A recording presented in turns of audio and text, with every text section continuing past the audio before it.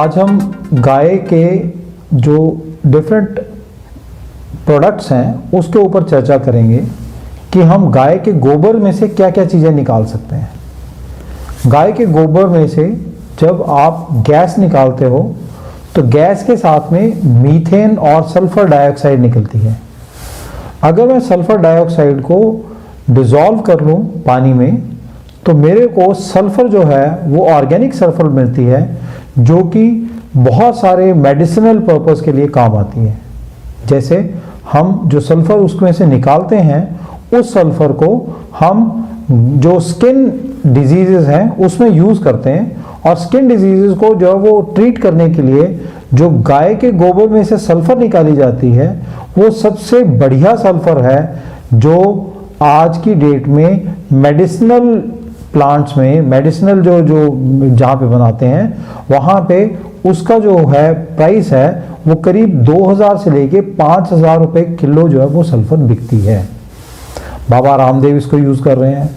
Himalayas के जो medicine हैं वो सारी इनको यूज़ कर रही हैं, और कई जो है वो स्किन ट्रीटमेंट के जो सेंटर्स हैं वो सल्फर बात देते हैं, जिसमें कि गाय के गोबर से जो सल्फर निकाली होती है वो हम यूज़ करते हैं। इसके साथ में ही हम जो कार्बन जो मीथेन निकलती है, मीथेन को जब हम बर्न करते हैं तो उसमें से हाइड्रोजन एंड कार्बन निकलती है। जो हाइड्रोजन होती है वो ऑक्सीजन के साथ में ज्वाइन करके वाटर बनाती है, और कार्बन जो होती है, कार्बन को अगर हम जो इकट्ठा कर लें और उसको जो वो हम इलेक्ट्रोलाइज करें तो वो जो कार्बन मोनो एटॉमिक कार्बन जो होती है वो बहुत कॉस्टली बिकती है, क्योंकि उस कार्बन का हम एक थ्रेड बना सकते हैं जिसको कि कार्बन नैनो थ्रेड बोलते हैं। और आज की डेट में कार्बन नैनो थ्रेड से हम बहुत सारी चीज़ें बना रहे हैं, जैसे कि वाटर फिल्टर जो हैं या एयर फिल्टर जो हैं वो कार्बन नैनो थ्रेड से बनाते हैं, और वो जो एयर फिल्टर्स हैं उनकी इतनी बढ़िया क्वालिटी होती है कि वो कई साल तक ख़राब नहीं होते, और साथ में कार्बन जो उसके अंदर होती है वो किसी के साथ में रिएक्ट नहीं करती। That is one of the best use of the carbon which is there in the गाय का गोबर।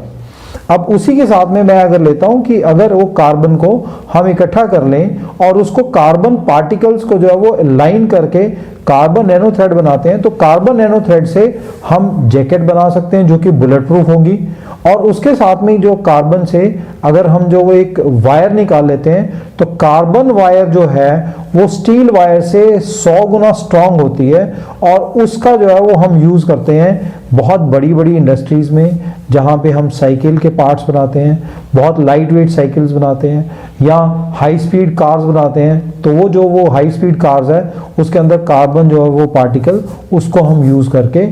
एक फाइबर बनाते हैं जिसको हम कार्बन फाइबर बोलते हैं, और वो जो उसका स्ट्रेंथ जो होती है वो स्टील से भी ज़्यादा होती है और लाइट वेट होती है, और उसको जो बहुत सारी कंपनी जो हैं वो अपने ऑटोमोबाइल पार्ट्स बनाने में यूज़ करती हैं।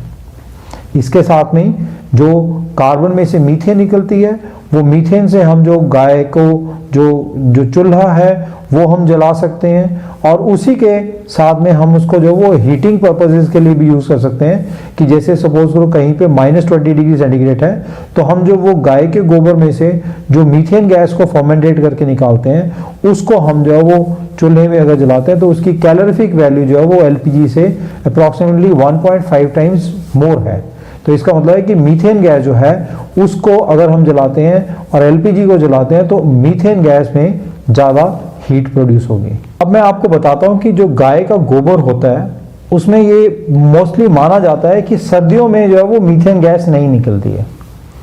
लेकिन मैं आपको बताता हूँ कि मीथेन गैस जो है वो कभी भी सर्दियों में ट्रैप्ड जो होती है वो गाय के गोबर में ही होती है। लेकिन उसको निकालने का तरीका क्या है? अगर मीथेन गैस के अंदर हम फर्मेंटेशन के लिए कोई बायो फर्टिलाइजर डाल दें, जैसे कि जो सेब का सिरका है या